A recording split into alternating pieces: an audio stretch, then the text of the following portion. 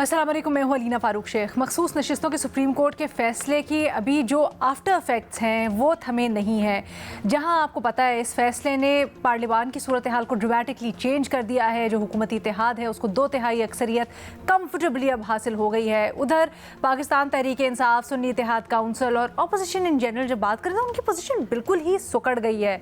लेकिन ऐसे में पाकिस्तान तहरीक इंसाफ को और क्या एक्सपेक्ट करना चाहिए, जबकि पाकिस्तान तहरीक इंसाफ की जो कानूनी ऑप्शंस हैं इस मुतल्लिक अब वो बिल्कुल सुकड़ गए हैं, वो बिल्कुल एग्जॉस्ट कर दिए उन्होंने, बल्कि ख़त्म ही हो गए ना। तो अब सियासी मैदान पाकिस्तान तहरीक इंसाफ के लिए, लेकिन सियासी मैदान में पाकिस्तान तहरीक इंसाफ पार्लियामान में बिल्कुल महदूद होने के बाद क्या ऑप्शंस हैं उसके पास, क्या असरात हो सकते हैं इसके, क्या मुज़मिरात हो सकते हैं इसके, इस सब के ऊपर आज हमने बात करनी है। एक इसका नतीजा आज ये आया जब हमने देखा कि पाकिस्तान तहरीक इंसाफ की तरफ से आज़ाद हैसियत में इलेक्शन लड़ने वाले एक कारकुन ने, एक उम्मीदवार ने नून लीग में शमूलियत हासिल कर ली। बट ग्रेटर सवाल इसका ये है कि आने वाले दिनों में हमें अब क्या एक्सपेक्ट करना चाहिए पाकिस्तान तहरीक इंसाफ की जो पार्लिमानी हैसियत है और जो पाकिस्तान तहरीक इंसाफ की सियासी हैसियत है, उसके ऊपर ये फैसला क्या असरात रख सकता है, क्या मुज़मिरात रख सकता है। इसी को डिस्कस करने के लिए हमारे साथ मौजूद है सलीम साफ़ी साहब, सुहेल वड़ायत साहब, इरशाद भट्टी साहब, महमूद सरफराज साहब भी हमारे साथ मौजूद हैं। सुहेल साहब, आपसे शुरू करते हैं। सर, इस फैसले के ऊपर हमने बहुत सी वैसे तो प्रिडिक्शंस भी की या कुछ चीज़ें थी जो साफ नज़र आ रही थी, बट आपको क्या लगता है सर, अगर खालिस्तान सियासी और पार्लिमानी पोजीशन से बात की जाए तो तहरीक इंसाफ का पार्लिमानी मुस्तकबिल अब क्या है? नहीं, मैं अब भी समझता हूँ कि तहरीक इंसाफ बड़ी स्ट्रॉन्ग अपोजिशन है और उनके पास इतनी अददी पोजीशन है कि वो गवर्नमेंट को टफ टाइम देंगे। याद करें कि बेनज़ीर भुट्टो 17 सीटों के साथ जो है वो कौमी असम्बली में बैठी रही। नवाज शरीफ ने 18-20 सीटें लेके वो भी बैठे रहे 2002 के इलेक्शन में। तो ये इस तरह से मुश्किलात आ जाती हैं। जाहिर है हम इन मुश्किलात में ये समझते हैं कि उनके साथ ज्यादती है, लेकिन आ गई मुश्किल तो अब उसका दूसरा रास्ता जो हमारे इंतहा पसंद लोग जो दे रहे हैं वो ये दे रहे हैं कि जी आप असम्बलियों से इस्तीफा दे जाएं और बाहर जाके बैठ जाएं। इससे मेरा ख्याल है माजी में के तजर्बात से जितनी सियासी पार्टियां उन्होंने ये सीखा है कि ये काम नहीं करना चाहिए, और 2 दफा असम्बलियां तोड़ी भी गई इमरान खान की तरफ से और उनका नतीजा कोई अच्छा नहीं निकला। तो इसलिए हाँ, मुश्किल वक्त है पीटीआई पर, लेकिन पहले भी तो बहुत सी उन्होंने मुश्किलात फेस की हैं, तो ये भी फेस करें। तो एक तरफ तो देखो उनकी अज़म की दास्तान बन रही है, तारीख में उनका नाम लिखा जा रहा है, उनके साथ ज्यादतियों की एक लिस्ट बन रही है, और दूसरी तरफ जाहिर है हुकूमत जो है उसने अपनी मुश्किलात कम करनी है। उसने ये देखना है कि किस तरह लेजिस्लेशन हो सकती है, किस तरह से उनका एजेंडा जो है वो पूरा हो सकता है। पीटीआई उसके रास्ते में रुकावट है और पीटीआई उनके साथ किसी रिकंसिलिएशन पे नहीं आ रही, उनके सिस्टम को नहीं मान रही, उनके इलेक्शन को नहीं मान रही। तो कहीं ना कहीं तो एंड होना है ना, तो जिसमें अल्टीमेटली हो सकता है पीटीआई जीत जाए। लेकिन इस वक्त की जो फाइट है उसमें वक्ती तौर पर स्ट्रांग हुए हैं जो गवर्नमेंट साइड है और जो हमारी मुक्तदरा है, खासकर जंग के बाद और सदर ट्रंप से मुलाकात के बाद। ओके, अच्छा सर, ये बताएं, इस तरह की भी बातें सुनी जा रही हैं कि इसकी टाइमिंग का या फैसले की टाइमिंग जो है वो कोइंसाइड करेगी किसी आईनी तरमीम के साथ। आप बड़े बाखबर सहाफ़ी हैं, क्या कोई आईनी तरमीम होने जा रही है? देखिए, जो मर्जी तरमीम करें, तरमीम करना तो कौमी असम्बली का, सेनेट का हक है, लेकिन ये तरमीम ना कीजिएगा कि जो सियासी स्पेस है, जो सिविलियन स्पेस पहले ही बड़ी कम है, तो उसको मजीद कम करने की कोशिश करें। होनी चाहिए जो इस वक्त ज़रूरत है कि लोगों को किस तरह इंसाफ उनके घर पे दरवाजे पर मिल सकता है, किस तरह से लोगों की मुश्किलात ख़त्म हो सकती हैं, ये ज़रूर करें। लेकिन अगर ये करने की कोशिश की गई कि सिविलियन स्पेस को और कम किया गया, जिस तरह की मैं खबरें सुन रहा हूँ, लेकिन मुझे यकीन नहीं है कि ऐसा कुछ किया जाएगा। और मुझे यही लगता है कि गवर्नमेंट ज़ाहिर है पॉपुलैरिटी के लिए अपने आप को नीचे तक ग्रास रूट तक अपने असरात पहुंचाने के लिए ही जो तरमीम करेगी वो करेगी। ऐसी तरमीम नहीं करेगी कि जिससे घुटन में इजाफा हो, जिससे सिविलियन स्पेस में कमी हो, या जो पाकिस्तान के बारे में जो प्रोपेगेंडा लोग करते हैं कि जी पाकिस्तान में जो है वो सब कुछ फौज करती है, जबकि गलत है। तो इस तासुर को मजबूत नहीं किया जाएगा बल्कि कम किया जाए। तो सर अगर जैसे कयास आराइयाँ भी हो रही हैं, अगर ऐसी बात होती है पाकिस्तान तहरीक इंसाफ की, उसमें फिर जगह कहाँ बचेगी? पाकिस्तान तहरीक इंसाफ को क्या आप समझते हैं इसी तरह आहिस्ता आहिस्ता फिजल आउट हो जाएगी वो, या फिर पीटीआई के पास अभी भी इतनी सियासी स्पेस मौजूद है कि वो रिकवर कर सकती है? देखिए, ये हमेशा जो तहरीकें होती हैं और ये जो वाक़यात होते हैं, इसमें मेजर रोल गवर्नमेंट्स का होता है। फर्ज करें अगर गवर्नमेंट जाती है एक ऐसे निज़ाम की तरफ जो कि और भी जो है उसमें जबर होता है, जमहूरी आज़ादियाँ ख़त्म हो जाती हैं इसमें, तो फिर ये जो तहरीक है उसमें डेमोक्रेट्स भी शामिल होंगे, वकला भी शामिल होंगे। लेकिन अगर वो ईज आउट करती है अपने आप को, जो उसका तसव्वुर जबर का है, इसकी बजाय वो आहिस्ता आहिस्ता वेलफेयर ओरिएंटेशन की तरफ आती है, तो फिर फिजा बदल जाएगी। अच्छा सोहेल साहब, दरमियान में जो आपने एक इशारा किया आईनी तरमीम की तरफ, उससे मुतल्लिक भी मैं आपसे फॉलो अप क्वेश्चन करूंगी, लेकिन थोड़ा सा आगे चलते हैं, पहले अपने बुनियादी सवाल के ऊपर बात कर लेते हैं। इरशाद भट्टी साहब, आपकी क्या राय है? तहरीक इंसाफ के पास अब क्या ऑप्शंस हैं सियासी तौर पर? आप क्या मुस्तकबिल देख रहे हैं? मैडम शेख, पहले तो एक चौधरी उस्मान साहब का सुना जा रहा है कि वो नून लीग में शामिल हो गए हैं। वो अब उनका एक इलेक्शन से पहले कुरान पर दिया गया हल्फ जो था वो भी सोशल मीडिया पर वायरल हो रहा है, देखिए क्या बनता है। दूसरी चीज़ मैडम शेख, सवाल जो आपने किया है कि पाकिस्तान तहरीक इंसाफ के लिए क्या मुज़मरात लाएगा ये मखसूस नशिस्तों का फ़ैसला, ज़्यादा रेलिवेंट सवाल ये था कि मखसूस नशिस्तों का फ़ैसला जो किया है आइनी बेंच ने, इससे अदलिया के लिए क्या मुज़मरात सामने आएंगे।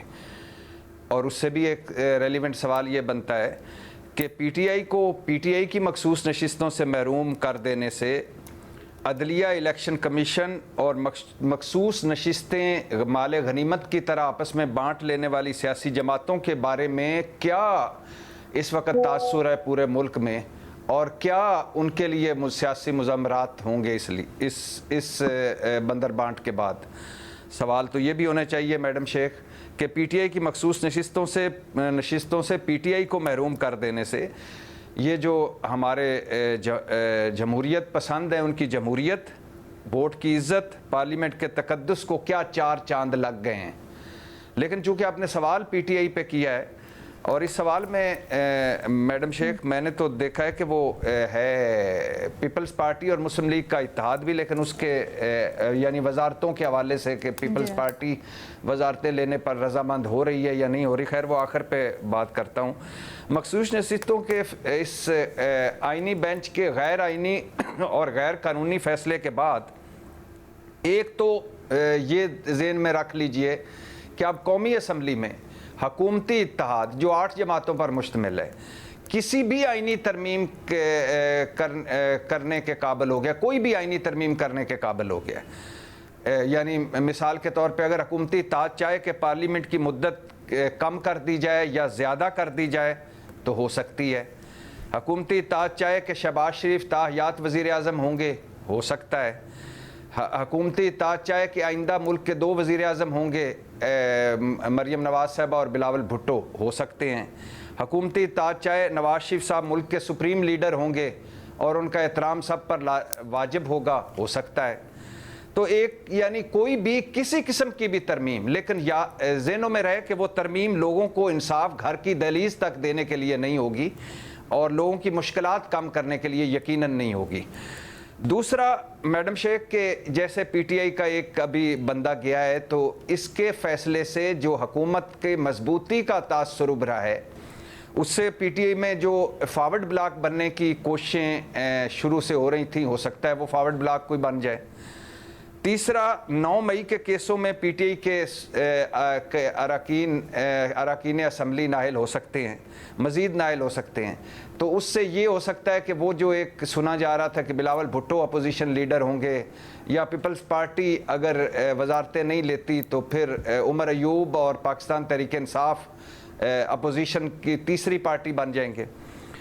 और जो इसका इम्पॉर्टेंट फैक्टर है वो है खैबर पख्तूनख्वा हुकूमत का। उस दिन भी बात की थी कि पीटीआई की हुकूमत, अली अमीन गंडापुर की हुकूमत 58 पीटीआई, 58 पीटीआई, 35 आज़ाद अरकान के साथ, यानी 93 लोगों के साथ खड़ी है।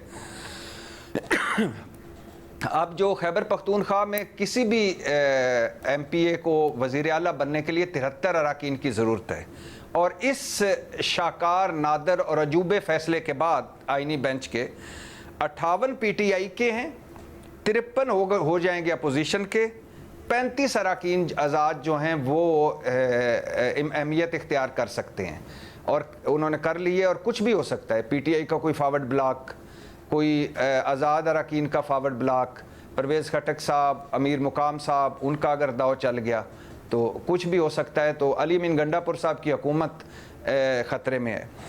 और मैडम शेख, लेकिन इससे इम्पॉर्टेंट चीज़ ये है कि यानी ये क्या हुकूमत ये करके कोई उसको, उसकी मकबूलियत या उसकी जो उसकी जद्दोजहद सियासी, उसमें 4 चांद लगेंगे? नहीं लगेंगे, डेफिनेटली नहीं लगेंगे। और आखिरी बात मैडम शेख, कि एक अखबार में अभी ख़बर पड़ी थी, आपके सवाल में चूँकि है, कि मुक़्तदर हलकों ने मना लिया है, अफजाल तालिब साहब की यह खबर है कि मुक़्तदर हलकों ने मना लिया है पाकिस्तान पीपल्स पार्टी को मरकज़ और पंजाब में वजारतें लेने पर रजामंद कर लिया है। पीपल्स पार्टी और मुस्लिम लीग की मरकज़ी क़यादत एक पेज पर है, और पीपी पर वाज़े कर दिया गया कि आप वजारतें लें। मुबारक हो जी, बेसबब बात बढ़ाने की ज़रूरत क्या है? हम खफा कब थे, मनाने की ज़रूरत क्या है? लेकिन पीपल्स पार्टी हल्की हल्की ढोलकी पर तनकीद कर रही है। अब देखते हैं आगे क्या होता है। अच्छा सर, आपने तो बड़ी ब्लीक पिक्चर, बड़ी पेसिमिस्टिक पिक्चर पेंट किया पाकिस्तान तहरीक इंसाफ के लिए, नज़र भी ये आ रहा है। लेकिन सुहेल साहब बड़े होपफुल हैं, वो कहते हैं कि अगर पाकिस्तान तहरीक इंसाफ अपने काज सही तरह से खेले या जमहूरी सिस्टम का हिस्सा रहे, तो ऐसा नहीं है कि वो बिल्कुल ही साइड लाइन हो जाएंगे, अभी भी उनके लिए उम्मीद बाकी है। जी, उनको जमहूरी सिस्टम का हिस्सा रहना चाहिए, यानी ये नहीं ब्लंडर मारना चाहिए कि हम इस्तीफ़े देते हैं, हम असम्बलियों से निकलते हैं। उनको इस्तेजाज असम्बलियों के अंदर भी करना चाहिए, बाहर भी करना चाहिए। लेकिन कहीं मैं इसलिए कह रहा हूँ कि कहीं उनकी कोई सुनवाई हो रही है, अदालत का फैसला आ गया, मतलब अदालत से तो अब उनको कोई रिलीफ नहीं मिलने लगा। बाहर जहाँ भी वो करेंगे दफ़ा 144 और मुकदमे और पर्चे उनका पीछा करेंगे, तो असम्बलियों के अंदर हल्की फुल्की ढोलकी पर वो बातचीत कर सकते हैं, तकरीरों बयानों में, और वो करते रहेंगे, लेकिन इससे कोई फ़ायदा नहीं होगा। ठीक है, महमल सरफराज साहबा, आपकी इसके ऊपर क्या राय है? फैसले के सियासी असरात आप किस तरह से देख रही हैं? जमहूरियत के लिए क्या पैगाम है फैसला? देखिए रीना, पहली चीज़ तो ये कि ये फ़ैसला बिल्कुल भी दुरुस्त नहीं था, और इसके ऊपर तो खैर इस प्रोग्राम के अंदर काफ़ी डिटेल में बात भी हो चुकी है पहले।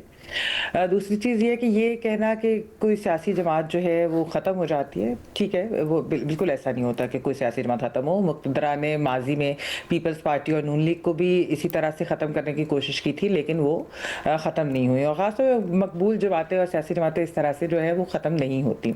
फिर PTI के नुकसान पर आ जाते हैं कि उनके लिए क्या के इम्प्लिकेशंस होंगे।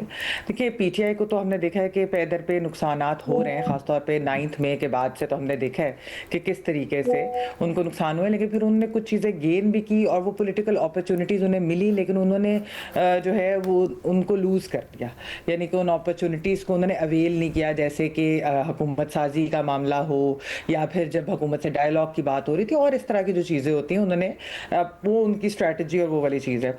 चलें, उनको तो जो नुकसान होना है मज़ीद भी नज़र आ रहा है कि उनको शायद होगा, क्योंकि जो 9 मई के केसेस की बातें हो रही है कि जिस तरह उनके पार्लियामेंटेरियंस जो है शायद वो कन्विक्ट हो जाएं, तो फिर जब सीटों पे बाई इलेक्शंस होंगे तो वो सीटें शायद उनको, ये खबरें तो यही आ रही है कि उनको शायद दोबारा ना मिलें। फिर जो उनके आज़ाद अरकान की बात हो रही है, वो तो ऑलरेडी पीटीआई के जो अंदर के लोग हैं वो तो कहते हैं कि जी देखिए ये आज़ाद अरकान तो हम ऑलरेडी हुकूमत के साथ है।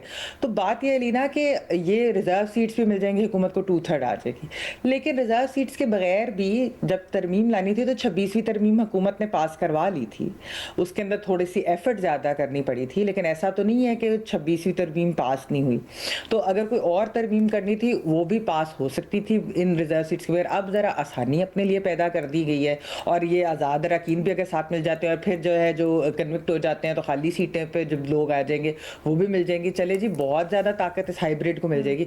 असल में हुआ क्या है लेकिन अलीना, कि आपके पार्लियामेंट और आपकी अदलिया, इन दोनों को जो नुकसान हुआ है ये कैसे वापस आएगा? आप देखें, अदलिया की तो एक दागदार तारीख है कि जब जब जमहूरियत को नुकसान पहुंचा है उसके अंदर अदलिया ने अपना हिस्सा ज़रूर डाला है। अदलिया ने जो है वो मुक्तदरा के साथ मिलकर, ये दो establishment, judicial establishment, military establishment, दोनों ने मिलकर जो किया है जमहूरियत को जो नुकसान पहुंचाया है वो तो पहुंचाया, और ये इस फैसले ने भी किया है। और पार्लियामेंट को इतना बड़ा नुकसान हुआ है कि जिसकी वजह से आपका पूरा पूरा जमहूरी प्रोसेस जो है वो मजीद वीक से वीक तर होता है, कमज़ोर से कमज़ोर तर होता जा रहा है। तो इस चीज़ को हम किस तरीके से वापस इस स्पेस को गेन करेंगे? देखें, सुहेल साहब बात ये कह रहे हैं कि जो भी तरमीम आए वो ऐसा ना हो कि सिविलियन स्पेस मजीद लूज कर दी जाए। मैं खुद बहुत ज़्यादा इस पे, ये तशवीशनाक बात है कि जिस तरीके से हमारी सियासी जमातें अपनी सिविलियन स्पेस दिए जा रही है हाइब्रिड निज़ाम को, कि एंड पे लगेगा कि जैसे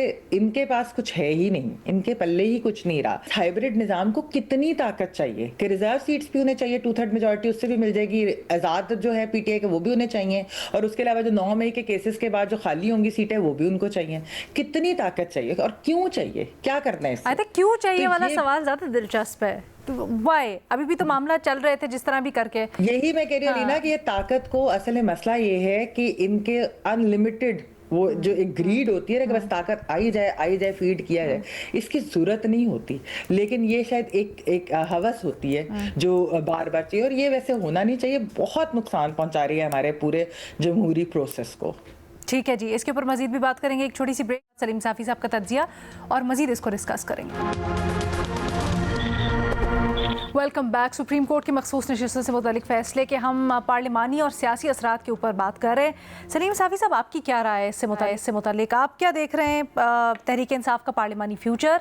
खैबर पख्तूनख्वा की भी ख़ास तौर पर बात कीजिएगा सर, जहाँ पर भट्टी साहब ने इशारा किया, कयास भी इससे मुतालिक हो रहा है कि शायद वहाँ पर कुछ पाकिस्तान तहरीक इंसाफ की हुकूमत में तब्दीली हो, या पाकिस्तान तहरीक इंसाफ की हुकूमत ही तब्दील हो जाए।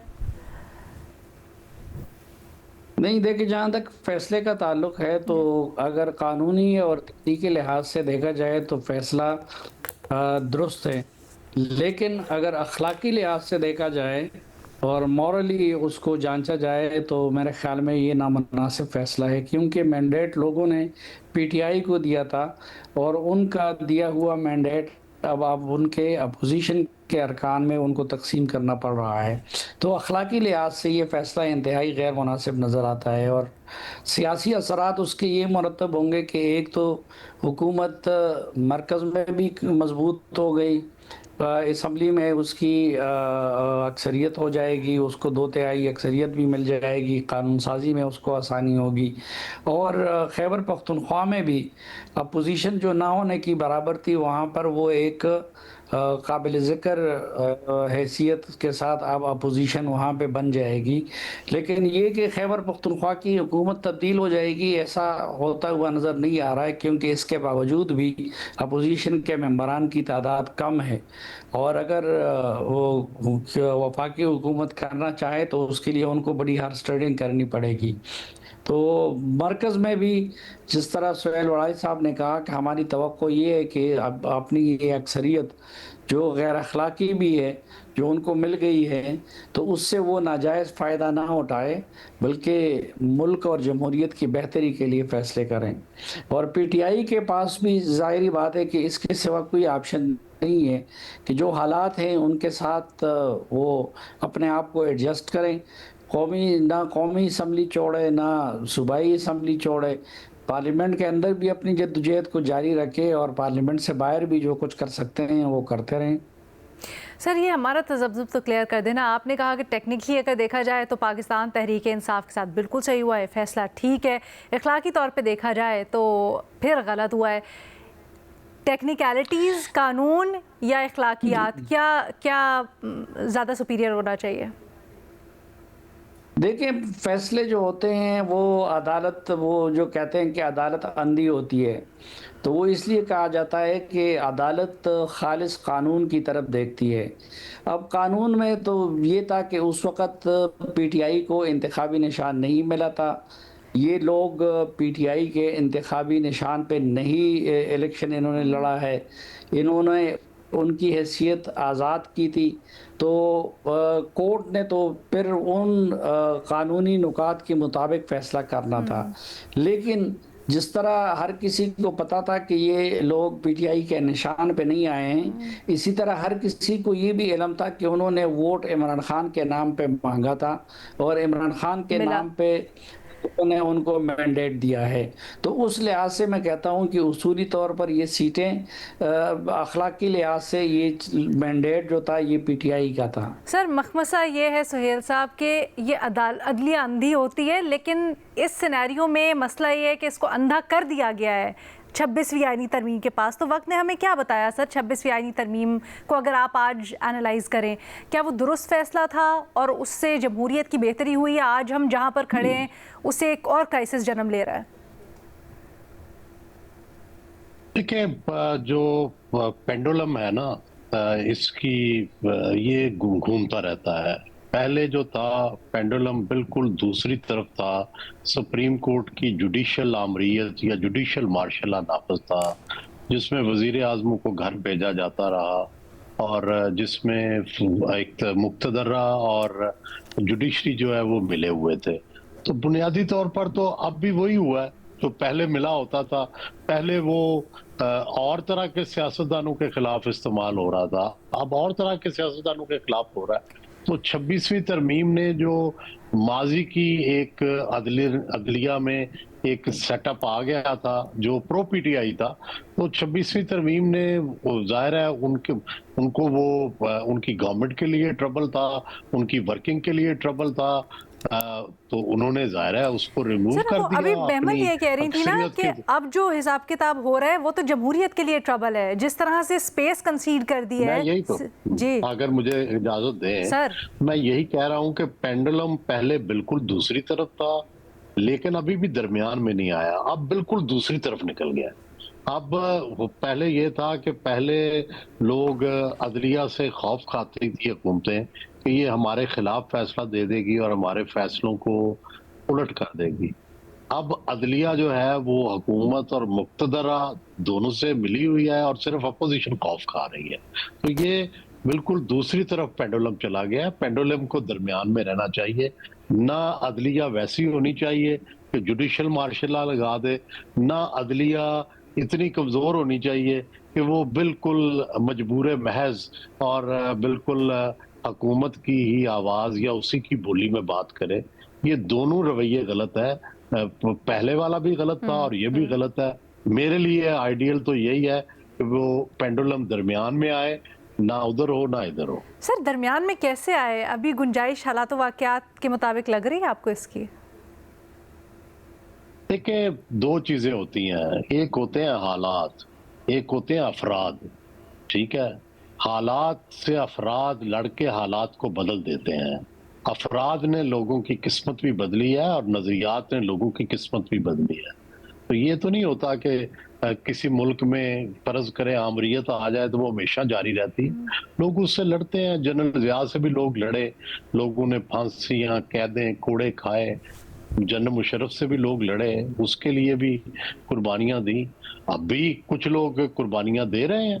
तो देखना यह है कि क्या कोई फर्द इस निज़ाम को शिकस्त देगा, और लेकिन क्या वो फिर पेंडुलम के दूसरी साइड पे तो नहीं चला जाएगा। असल में पाकिस्तान को पेंडुलम जो है वो दरमियान में लाने की, इत्दाल लाने की, जमहूरियत लाने की, वेलफेयर लाने की जरूरत है। हर अदारे को अपना अपना काम करना चाहिए। फौज को पॉलिटिक्स में नहीं आना चाहिए। जो पॉलिटिशियन है इनको फौज की सियासत में मुदाखलत नहीं करनी चाहिए, जैसे इमरान खान ने की और आज तक भुगत रहे हैं। तो जिसने भी की, नवाज शरीफ ने भी की तो उन्हें भी भुगता। तो ये अपने अपने दायरों के अंदर महदूद हों, और लेकिन सारे एक डेमोक्रेटिक आइन जो पाकिस्तान का बना हुआ है सब उसके पाबंद हो। भट्टी साहब काफी देर से कुछ कहना चाह रास्ता रहे तो हैं। मुतय्यन है, रास्ता तो मुतय्यन है। भट्टी साहब काफी देर से कुछ कहना चाह रहे हैं सर। भट्टी साहब, जी मैडम शेख। भट्टी साहब आप कुछ कहना चाह रहे हैं काफी देर से कुछ? नहीं मैडम शेख। अच्छा, मुझे आपका हाथ नजर आया खड़ा हुआ, तो मैंने कहा शायद आप कुछ कहना चाह रहे हैं। मैं माजरत चाहता हूँ, आइंदा खारिश के लिए भी हाथ नहीं उठाऊंगा। क्यों भट्टी साहब, आज आप कुछ नहीं बोलेंगे? आज ख्वाजा आसिफ साहब के बयान को कोट नहीं करेंगे जब वो हाइब्रिड को एंजॉय करते हैं, और बाकी सब कुछ? नहीं, ख्वाजा आसिफ साहब ने सच बोला है, बाकी वज़रा या हुकूमत सच नहीं बोल रही। और ख्वाजा साहब, अब ये सच कितना कड़वा है, कितना अच्छा है जमहूरियत के लिए, मैं ये समझना चाह रही हूँ कि आज आप बिल्कुल खामोश क्यों हैं? आज आप क्यों कोई दलील या कोई आगे से काउंटर आर्ग्यूमेंट नहीं कर रहे हैं? नहीं, देखिए मैडम शेख, सुहेल वड़ाई साहब ने ठीक बात की है, और उन्होंने बिल्कुल ठीक बात की है कि पहले क्या था और अब क्या है, पहले कौन भुगत रहा था और अब कौन भुगत रहा है, और सूरत हाल क्या होनी चाहिए, ऐसी होनी चाहिए। लेकिन सवाल ये पैदा होता है मैडम शेख कि दुख और तकलीफ़ की बात ये होती है कि ये दायरों का सफ़र जारी है, और ये जिसको आज ये लोग जब हुकूमती लोगों से बात करें तो वो कहते हैं भाई ये कारमा है, ये अब कल हमारे साथ हुआ था तो क्या, लेकिन वो अगला पूरा फिक्रा नहीं बोलते कि कल दोबारा उनके साथ होगा, क्योंकि जो कुछ वो कर रहे हैं उनके साथ भी होगा। तो इशू ये है कि ये अदलिया ने जो फैसला दिया है, गैर आइनी और गैर कानूनी फैसला, इस फैसले ने जड़ें हिला दी हैं। आइनी बेंच जब आया था, 26वीं आइनी तरमीम आई थी, तो ये एक सीधा सादा एक टेस्ट केस था कि 26वीं आइनी तरमीम की बरकतें जीतेंगी या हमारी अदलिया और आइनी बेंच जीतेगा। तो लेकिन वो सीधे सादे केस को जिस तरह 13 से 11, 11 से 10 और 10 ने 13 का फैसला ख़त्म किया, तो और जिस तरह अदलिया के अंदर से जजेस कभी अपने वो स्टे ऑर्डर के लिए सुप्रीम कोर्ट पहुंचे हुए हैं, तो ये सारी चीज़ें सारों के सामने हैं। इशू बुनियादी तौर पे ये है कि क्या इससे हुकूमत मजबूत हुई है, अददी तादाद से हुई होगी, कोई ले आएंगे वो आइनी तरमीम, जो करना चाहते हैं वो कर लेंगे, लेकिन इसी काम के लिए क्या वो आए थे, ये बड़ा सवाल है। ओके, महमल। देखिए लीना, बात ये कि जो दो इदारे हैं, यानी कि मुक्तदरा और अदलिया, ये दो तो एक कांस्टेंट रहे हैं ना इस प्रोसेस के अंदर के, जो डेमोक्रेटिक प्रोसेस को इरोड करते रहे हैं, उसको नुकसान पहुंचाते रहे। जो सियासी जमातें ना, उनके चेहरे बदलते रहे, यानी कौन सी सियासी जमात कभी इस साइड पे, कभी वो, जिस तरह जो सुहेल साहब पेंडुलम की बात कर रहे हैं, ये चीज़ असल में सियासी जमातें जो हैं उनके ऊपर भी एक रिस्पॉन्सिबिलिटी है कि वो सिविलियन बालादस्ती के लिए जो है वो अपना किरदार अदा करें। और जो एक, लेकिन अनफॉर्चुनेटली एक तो पोलराइजेशन इतनी, एक मिसट्रस्ट इतना, और सबको अपनी बारियों का इंतज़ार है, और सबको अब ये लगता है कि हाइब्रिड निज़ाम इतना परमानेंट हो गया है कि अब बारियाँ ही लगनी है। अब हम जो है वो कोई अगर कोई खड़े होते हैं, कोई स्टैंड लेते हैं तो हमारा नुकसान है, यानी जो भी खड़ा होगा उसका नुकसान है। ये सोच और ये चीज़ भी जब तक तब्दील नहीं होगी तब तक भी हाइब्रिड निज़ाम ना रोल बैक होगा बल्कि मजीद स्ट्रेंथन होगा। जो बात भट्टी साहब भी कर रहे हो, ख्वाजा आसिफ ने भी जो बात की, देखिए हाइब्रिड निज़ाम तो एक रियलिटी है। मैं यही तो बात कर रही हूँ कि कितनी ताकत देनी, आप फीड करी जा रहे हैं, पावर करी जा रहे हैं, पावर हाइब्रिड को आप सीटें ला के दे रहे हैं, आप रिजर्व जजमेंट्स ला के दे रहे हैं, आप बाकी चीज़ें दे रहे हैं। ये रोल बैक नहीं होगा इससे। ये जब तक हमारी सियासी जमातें ये तय नहीं कर लेंगी कि अब हम नहीं एक दूसरे के खिलाफ इस्तेमाल होंगे, तब तक ये चीज़ रोल बैक नहीं होगी, बल्कि सब कुछ मजीद हमारी स्पेस भी कम होगी। वो बयान गालिबन ख्वाजा आसिफ कुछ इस तरह से था ना कि हाइब्रिड निज़ाम है और बेहतर है। अरे नहीं, मैं बात ये कर रही हूँ कि हाइब्रिड निज़ाम के है, यानी ये रियलिटी है। तो ठीक है, ख्वाजा साहब ने ये भी कहा था कि बेहतर है वो। नहीं, वो तो जाहिर बात है, हर इंसान जो है या हर पार्टी है वो अपने उससे नजरिए से देख। ठीक है, एक छोटी सी ब्रेक यहाँ पर ले लेते हैं। हमारे तजियाकारों की ऑलमोस्ट जितने भी थॉट्स हैं वो कंक्लूड हो ही चुके हैं, तो इस सेगमेंट को यहीं पे रैप अप करते हैं। वापस आएंगे आपके सवालों के साथ। वेलकम बैक जी। सलीम साफी साहब, पहला सवाल आपके लिए भेजा गया है, इब्राहिम अकॉद से मुताल्लिक है। डोनाल्ड ट्रंप ने एक इंटरव्यू के दौरान ये दावा किया है कि कई ममालिक हैं जिन्होंने शमूलियत की ख्वाहिश का इजहार किया इब्राहिम एकॉर्ड्स में, क्या आप देख रहे हैं अगर ऐसा होता है तो ये बेहतर होगा मशरिक़ वस्ता के लिए, ख़ित्ते के लिए, या फिर ये नुकसानदेह होगा? नहीं, अभी तक तो जो उसके इब्राहिम एकॉर्ड के जो खदोखाल है वो तो ना फ़लस्तीनियों को काबिल कबूल है, ना हमास को काबिल कबूल है, ना शायद फ़लस्तीनी अथॉरिटी के लिए काबिल कबूल है।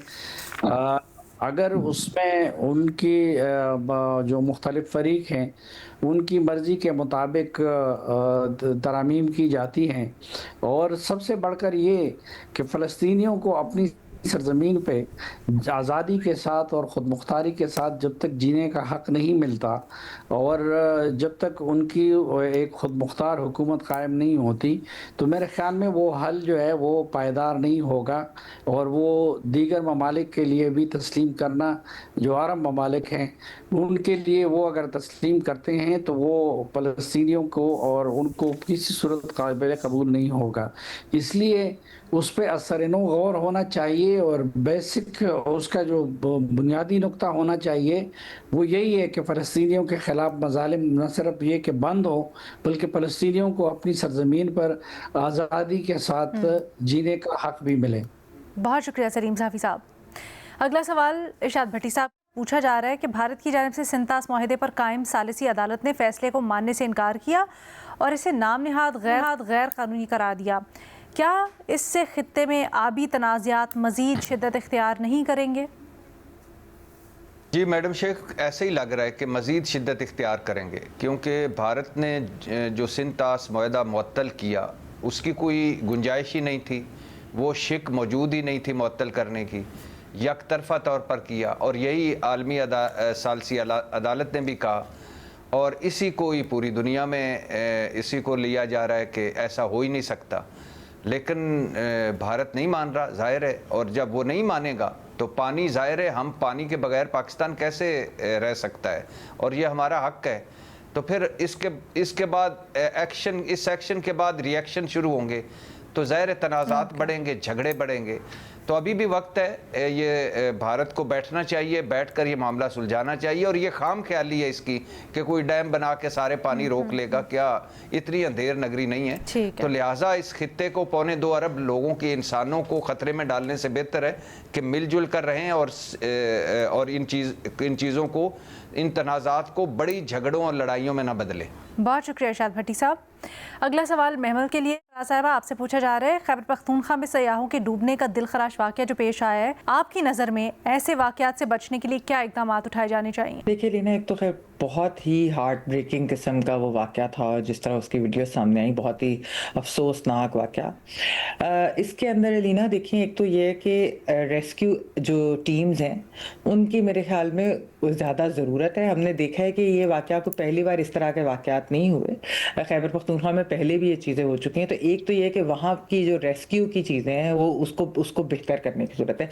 फिर वहाँ पर अगर जिस तरह ये वाक़या था तो हेलीकॉप्टर या इस तरह की जो चीज़ें किस तरीके से प्रोवाइड बर वक्त की जाए, यानी चेन ऑफ कमांड क्या है कि उन्हें पता हो कि ये बहुत ज़्यादा एक इमरजेंसी, इसके अंदर क्या क्या चीज़ें चाहिए। उसके अलावा ऐसे रिवर्स के ऊपर जहाँ आपको पता है फ्लैश फ्लडिंग जो है एक रियलिटी बन चुकी है हमारे यहाँ, तो वहाँ पर लाइफ गार्ड्स और कश्तियाँ और ये चीज़ें भी होनी चाहिए। एक और चीज़ लीना मेरे ख्याल में कि जो असल प्रॉब्लम वहाँ पर एक और भी है, वो ये कि जिस तरीके से वायलेशन होती है, यानी कि ना कोई आप क्लाइमेट चेंज को ज़हन में रखते हैं, ना किसी और बिल्डिंग लॉस की जो वायलेशन होती है, और वो भी मिली भगत से होती है, वो चीज़ें जो है उसको रोकना चाहिए। रिवर बेड्स के ऊपर आप किस तरीके से कंस्ट्रक्शन की इजाज़त दे सकते हैं। और हमने देखा है कि बहुत ज़्यादा, और ये आज से नहीं, आपको याद होगा पहले भी जब हाथ में फ्लड आए थे और उधर, तो ये इसके बारे में कितनी बात बेसिकली जो तजावुज करके लोगों ने तामीरात जो है बिल्कुल उनको ख़त्म किया जाना चाहिए, क्योंकि देखिए वो इकोलॉजिकल डिजास्टर के साथ साथ लोगों की जिंदगियों के लिए एक बहुत बड़ा डिजास्टर है और बहुत खतरनाक और डेंजर है बहुत बड़ा। तो इस चीज़ को भी देखना चाहिए। तो हुकूमत को इसके ऊपर सीरियस एफर्ट्स करनी चाहिए।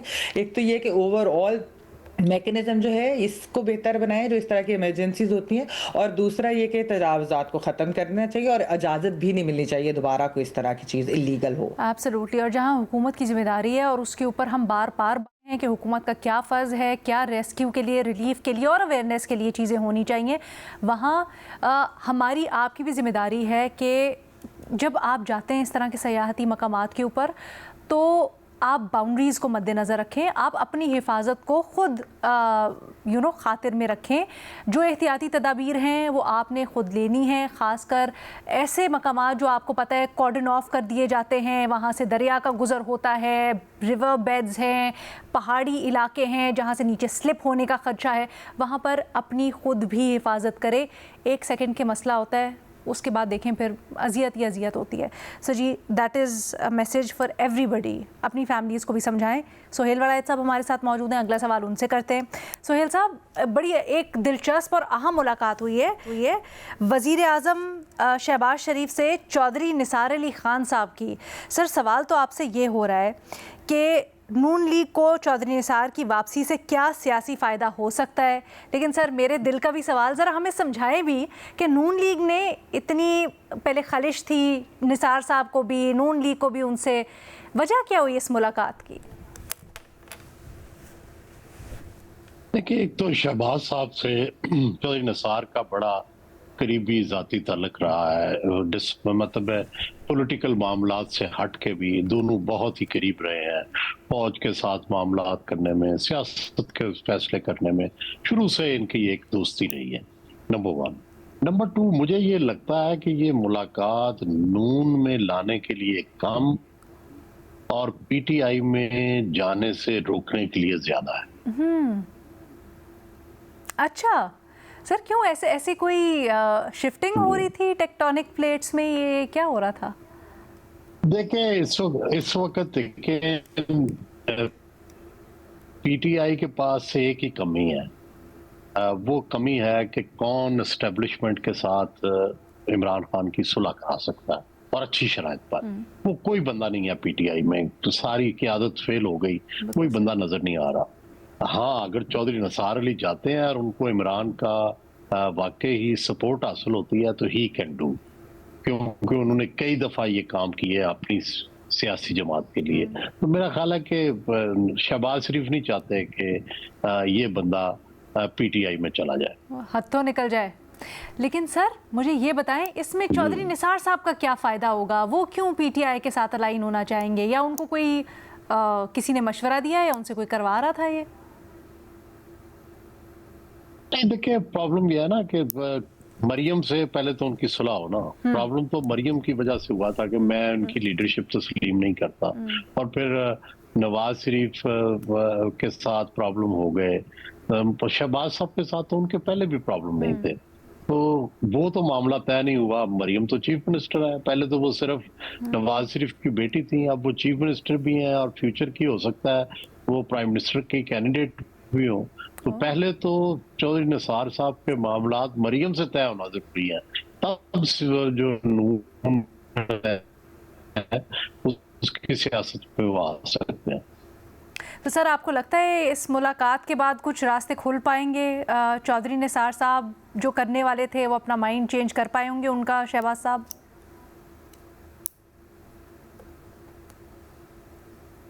डेफिनेटली फर्क तो पड़ता है ना जी मुलाकात से, कि एक बंदा जो है वो जी फर्क तो पड़ता है मुलाकात से, कि अगर वो फर्ज करें जल्दी जाने वाले थे तो शायद महीना 2 महीने लेट हो जाए, और शायद ना जाए, शायद वाकई नून में आ जाए।